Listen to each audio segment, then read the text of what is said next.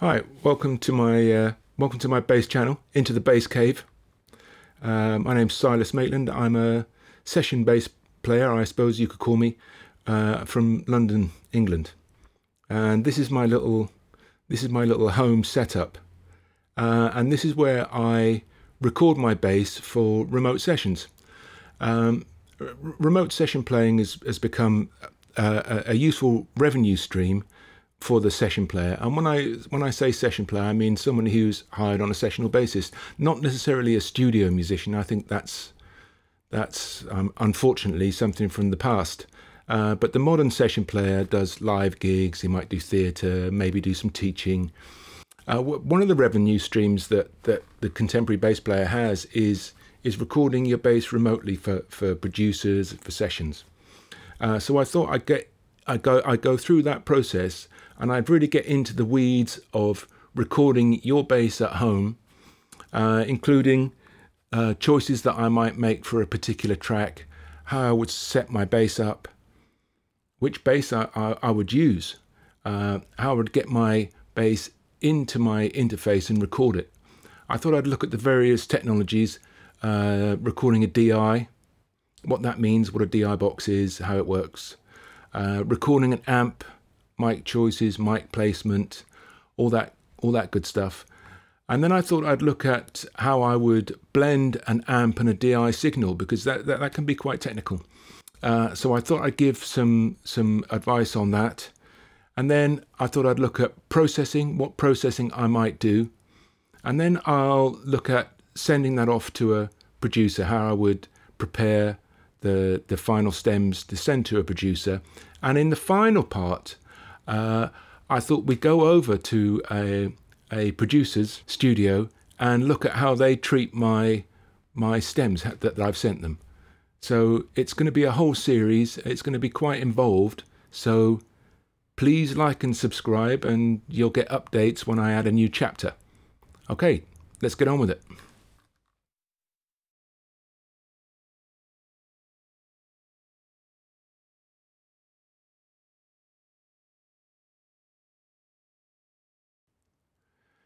During the pandemic, I was fortunate enough to be asked to contribute bass to the new album by Fred Abbot and the Wild Unknown. Freddie is probably best known for his work with the band Noah and the Whale. These days he's a producer, songwriter and musician. He was kind enough to allow me to use the title track from that album, Shining Under the Soot, for the purposes of this video. I'm going to try to recreate the bass line that I played on the original track. I think that this is the bass I used. This is a 1962 Fender Precision. It's pretty much stock. The body's been stripped, but it's pretty much a standard 62 Precision. Freddie's album is, I'm going to say it's Americana. It's traditional songwriting. You know, we get verse, bridge, chorus, middle eight.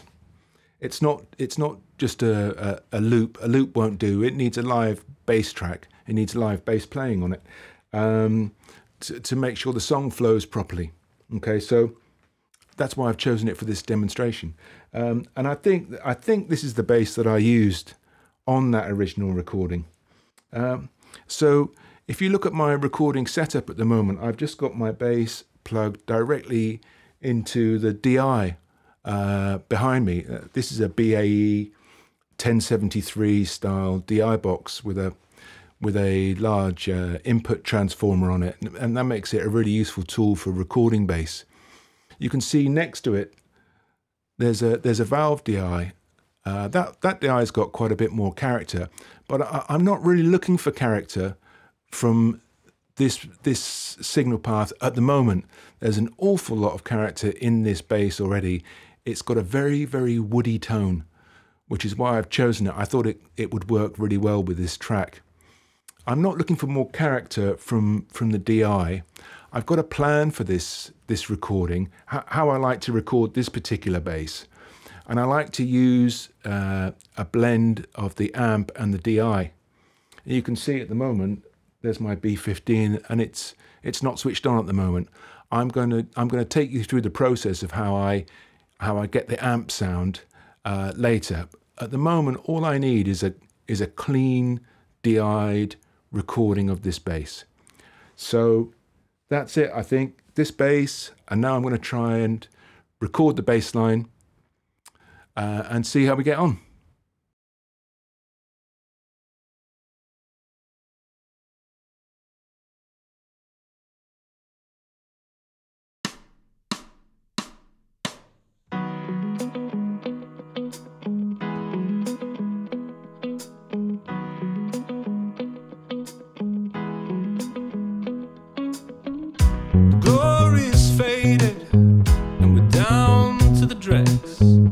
This rundown world might be on its last legs.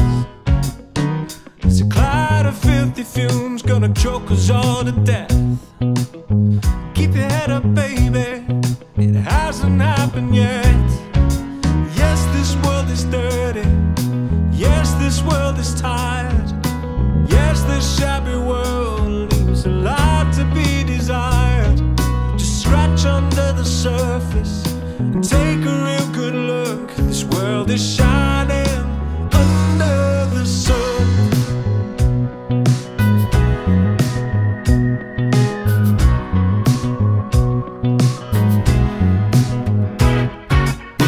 And the walls have cracked, crumbled to dust.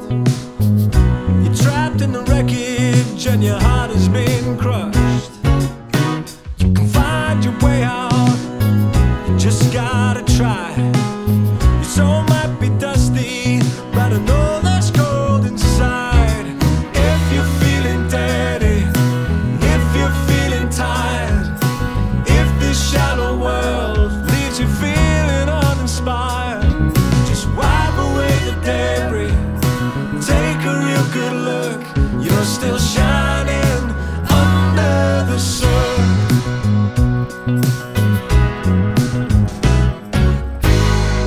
Yourself up, pull yourself together. Don't have to live with those mistakes you made forever. Don't ever look back, look straight ahead. 'Cause in the long run, baby, in the long run, we're all dead.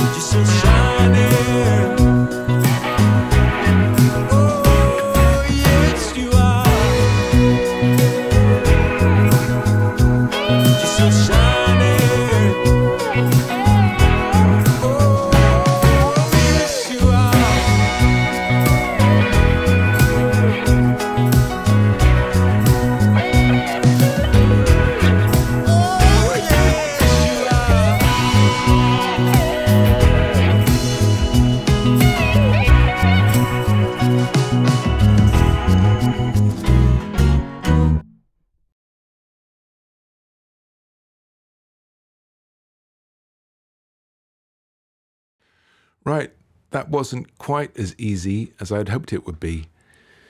I think when I created the original bass line, there was a certain amount of it was improvisation, and now I'm trying to recreate that bass line as faithfully as I can.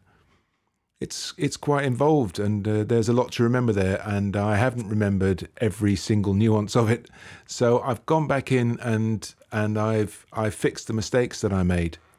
I've comped those mistakes into a single take file that I'm happy with. There were a few tiny issues of execution where I thought, you know, it could be a little bit better than that, and so I've redone those parts as well. You know, I want to try and get the bass line as accurate as I can. Hopefully, it'll be just a live take. Sometimes it depends on the producer. Some producers will grid a file. I don't think so in this style of music, but generally in pop music, a lot of the time, all the tracks get gridded. They get put exactly onto the grid.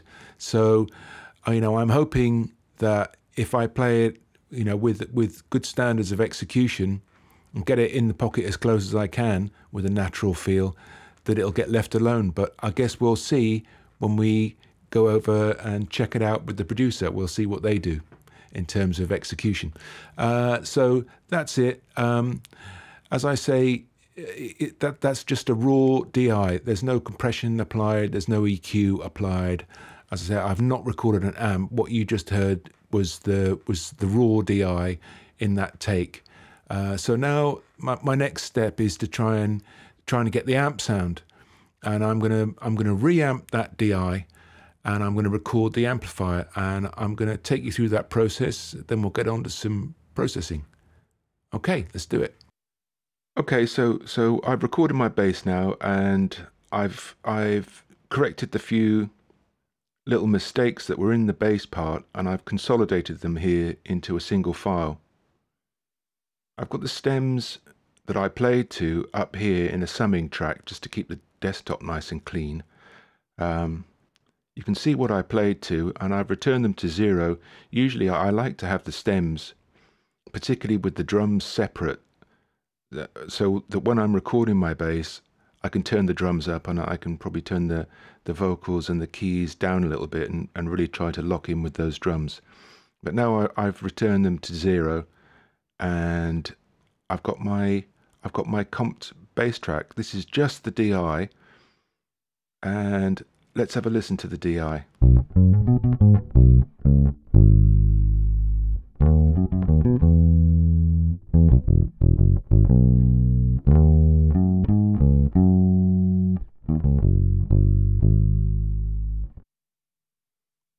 Okay, so that's my DI sound, and I did tell you that bass was woody, and it sounds really woody to me. There's a lot of character in there, but I'm not quite finished with that sound. I mean, I could send that off as a DI, and a producer will probably maybe reamp that if they need to, and then they'll compress it and they'll EQ it the way they like.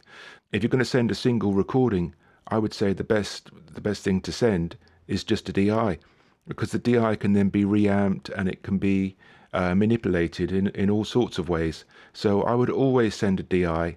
But what I'm going to do now is I'm going to reamp this comp, this DI, and I'm going to add an amp sound here, and then we're going to look at blending the sounds, and then we'll look on at some signal processing that I might do. Okay, let's do that. Reamping a DI. Okay, so I've reamped that signal. I've sent this DI comp here. I've sent this to my reamp box, and to the reamp box to my B15, and I've recorded it twice. Once with this FET47, and I've recorded it again with this microphone. This is a old Rode. It's quite interesting to compare the two. This is a fairly expensive microphone, the FET47. This microphone, the Rode NT1, is about as cheap a condenser microphone as you can buy. I've had this one for years. I'm not even sure that you can still get them, but it's not a bad microphone, you know. And it's interesting to compare the two, so let's just do that. Okay, so here is the reamped B15 mic'd with a FET 47.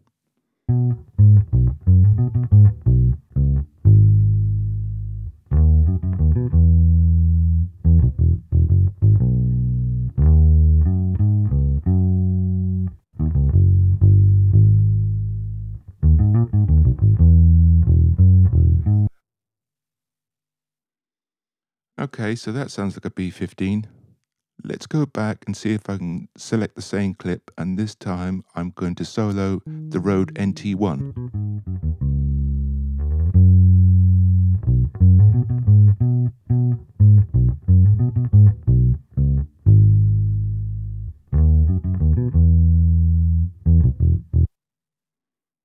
Okay, so it's quite interesting to compare the two.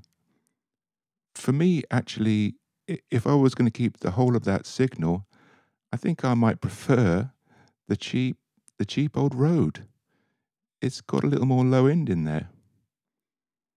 But for what I'm going to do, the way I'm going to treat this signal, I know that the FET 47 is going to work. It's got a certain amount of clarity and detail to the top end, and I'm going to use this amp sound to just collect the top end from this bass sound, and that will become apparent as I go through the process. So I'm going to make an executive decision here, and I'm going to get rid of that Rode, because although it sounds pretty good on its own, the way I'm going to use it, I know I'm going to prefer the FET 47. But it's quite interesting to compare the two. Okay, executive decision, the Rode is gone. I've still got that file, but I know I'm going to use the FET 47. Now I'm just going to mute the, these are the stems that I used to record in this summing folder. I'm going to mute those for the moment. I'm just going to audition DI and the amp blended. And I've mixed these signals so that they're roughly equal in terms of volume. Let's play these two tracks, the DI and the amp with the FET 47. Full range, both signals. This is what they sound like together.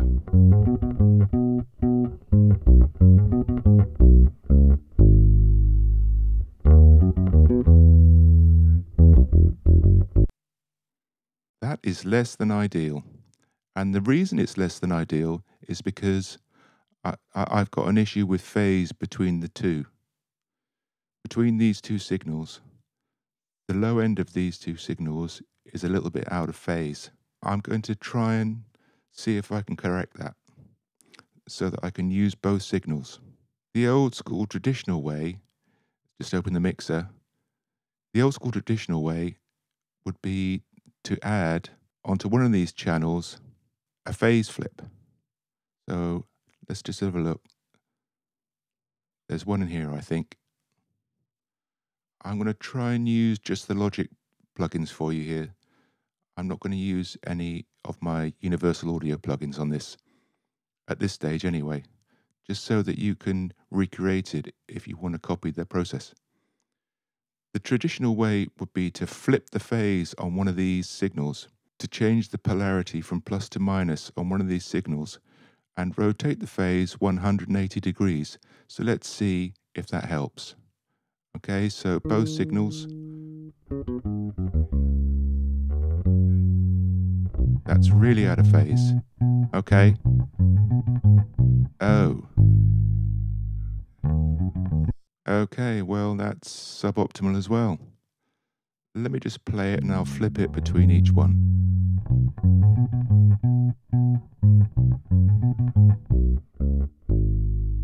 Okay, the other way around. They sound remarkably different, but they're both out of phase, so that's not going to work.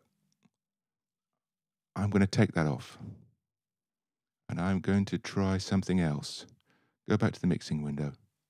Okay, so I'm going to take this off, And instead of the just the 180 phase flip, I'm going to use Logic's sample delay. So here we are. And what this is going to do for me, it's going to delay this DI signal. When I recorded the amp signal, it took a certain amount of time to go through the signal chain, particularly for the sound to pass from the speaker on the B15 into my microphone. That's where most of the delay was added. And so what I'm going to do is I'm going to try to delay the DI so that the amp will catch up with the DI sound. I'm going to delay this DI signal, and that's going to allow the amp to catch up. And hopefully we'll get this thing a little more in phase right from the get-go. I've done this many times before, and I know roughly how long it's going to take for the amp to catch up with the DI. And I'm going to do it in milliseconds because I'm familiar with that. And it's going to take roughly 2.3 or 2.4 milliseconds. See if we can make it do that. 2.3. 2.3 at the moment. Let's press play and see if that's helped.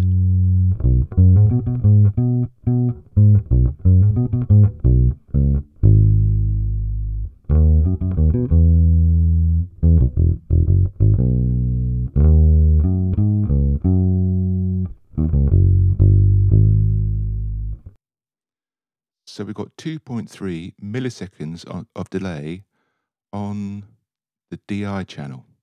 Okay, not on the amp channel, because that will just make things worse. So I've got a sample delay with 2.3 milliseconds of delay on this sound. And that is a lot more in phase.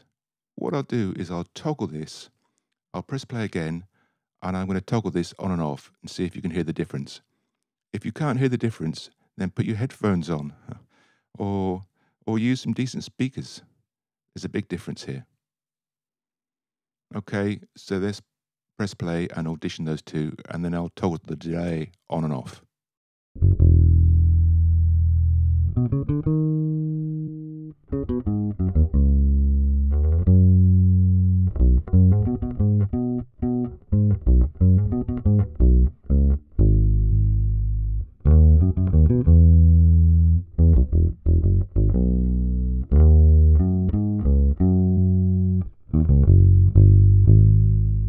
Okay, back in phase and off phase. Hear it? Okay. Ooh, yeah. You could really hear it in the decay of that note.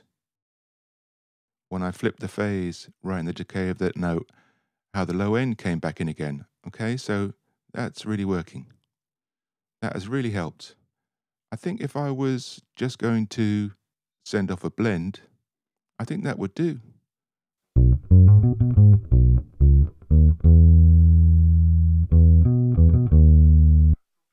I'd probably mess around a little bit to find the right balance between the two sounds. I might do a little bit of compression on one of those. Remember, none of these signals is processed in any way. There's no EQ, there's no compression.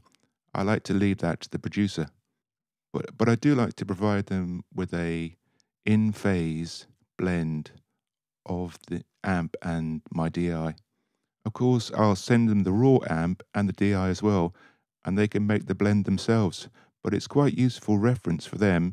If they can't get their blend as in phase as mine, I can use my blend and then EQ and compress that as a single track. I've got the thing pretty in phase. There's a nice, neat little trick that I want to show you, and we'll get this thing completely in phase. And then I'm going to sum that down to a stem, which I'm going to bounce down, and that will be what I'll send to the producer. Okay? I'm going to leave those tracks kind of equally balanced like that at the moment. And I'm going to show you a little trick for getting the phase aligned even better. let's just close this down. We're going to keep this on. What I'm going to do is, traditionally the DI has a very even low end, and the amp can sometimes have a very uneven low end. It depends on your room and your amp and your miking technique. But if I want that solid low end, I'll often use just the low end from the DI. But the DI, it doesn't have a lot of character, and the character of a bass sound is really located in the mid frequencies and the high frequencies.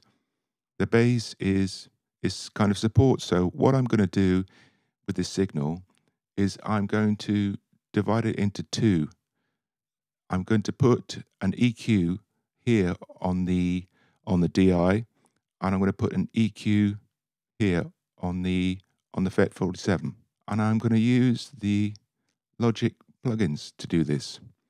I'm going to start off by muting the amp, and then I'm going to go back into the mixer, and I'm going to take one of the stock Logic plugins. I'm going to pick an EQ, and I'm going to pick linear phase EQ. So a linear phase EQ is a little more processor intensive than a standard EQ. But what linear phase means is when I make some EQ changes, it's not going to change the phase correlation. So that's going to be really useful for me, because what I'm trying to do is to align the phase in these tracks. So I'm going to pick linear phase EQ for this on both tracks. So here we have a linear phase EQ. This is just the standard Logic linear phase EQ. So remember, this is my bass DI, and this is what I want to use the low end from, the even low end. So what I'm going to do, I'm going to use a low pass filter. I'm just going to roll this all the way down to 200 hertz. As near to 200 as it'll let me, right? 200 hertz is what I use as standard. And I'm not going to make any other changes to that EQ curve. I'm just going to use it just like that, because I know it's going to work. I've done this many times. Okay, so now I've got only the low end. I've got a little bit of starting to roll off as we go into the mids, but really what we're going to hear is going to be the low end. Okay, so this is the low end sound of the DI.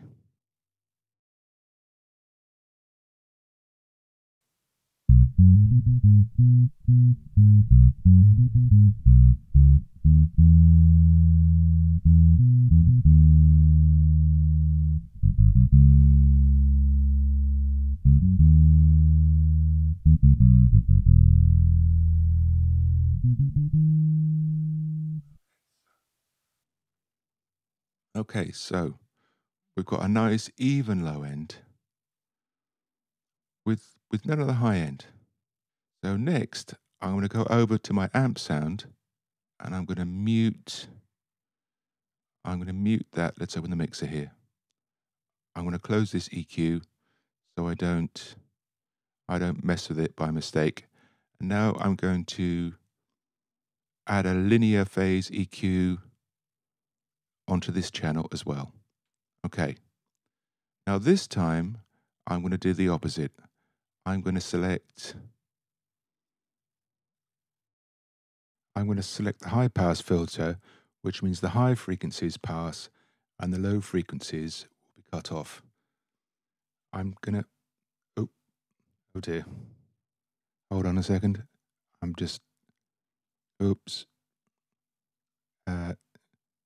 I've just changed the EQ curve there. Let me just change that back. Oops. Oop. Here we go. Right. And then return that to 200 hertz. All right. There you go. Right. Let's solo solo the amp sound. And you're not going to like this. It's going to have no low end in it at all. Okay. Right, so there's no low end there at all. And now the trick is going to be, when I combine these two sounds together, I'm going to have the low end only in the DI, and I'm going to have the mids and the top end is going to come from this amp sound. And that's going to give it the amp character without the effect of room modes and proximity and all the problems that can come from the low end of an amp sound. Okay, so here's the two blended together.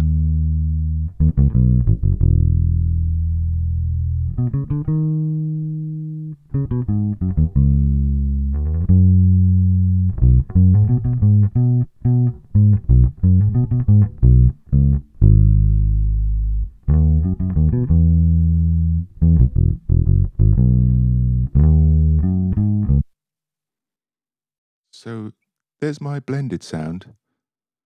Now what I want to do is, back in the mixer,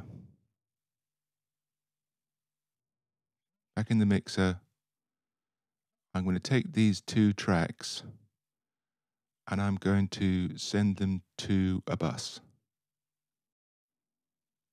Okay, so here's my bass blend.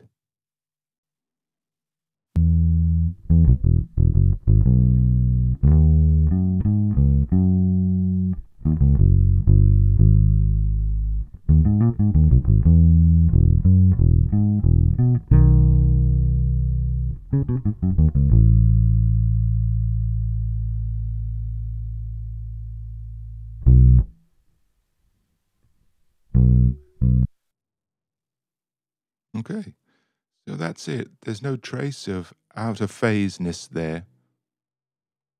I could fool around a bit with the balance of this. I think I might have slightly undercooked the low end, so I'll return that to 0. Maybe a little less than 0. And I'm just going to press play again.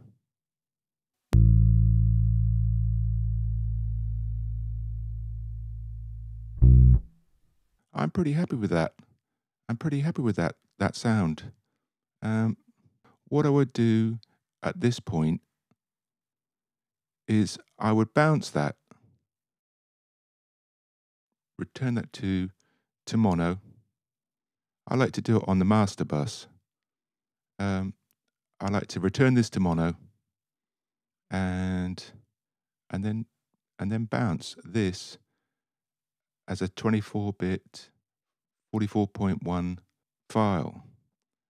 I bounce that to the desktop. I'm not going to do it right now, but that's what I would do. And that resultant file would be the file that I would send to the producer of my amp blend, or my idea of how an amp blend should sound. But I will also send the raw DI.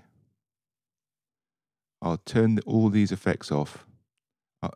I might keep the sample delay. I would take the linear EQs off each one and just send them as raw files. I'm going to keep the sample delay on that bass DI because it's just going to make it easier for the producer to do his own blend. It's much more in phase. He might not even decide he needs to go through this process, but that's what I've done, and I've given him the choices to use just the DI, just the amp, his own blend of the DI and amp processing that he likes to use, or my blend of the DI and amp. Okay, so there are plenty of choices there. Well, we'll see what our producer decides to do with these stems at the end of this video. But in terms of mixing my signal, that's it. So for me, flipping the Flaves 180, I think it might have even made it worse. It was an interesting effect if you're looking for an effect for a bass sound. sometimes that can sound okay, you know. But flipping it 180 didn't really work for me. It was out of phase either way. The biggest difference I think I made was with the sample delay. Remember, I put 2.3 milliseconds of delay on the DI channel. Now that's not going to put the bass out of time or out of the pocket. 2.3 milliseconds is nothing. It's just the amount of time it takes the air to go from the speaker to go from the microphone. The microphone was only about 8 inches away, so it is nothing in terms of time. It's not going to take it out of time. That was the thing that made the biggest difference, and then I cleaned it up and did this balance. Now, a lot of people would just do the EQ trick, and they won't bother with the sample delay, but I like to get it as in phase as I possibly can. And then what I would do is fool around with this. What does it sound like if I turn the sample delay off? Because it's really the low end between the two sources that really goes out of phase. But the way I've done it, I'm kind of happy with it. I'm just going to put it back in the track and audition the blend of the amp and DI that I'm going to audition with the stems. Don't beat yourself up, pull yourself together. Don't have to live with those mistakes you made forever. Don't ever look back, look straight ahead. 'Cause in the long run, baby, in the long run, we're all dead.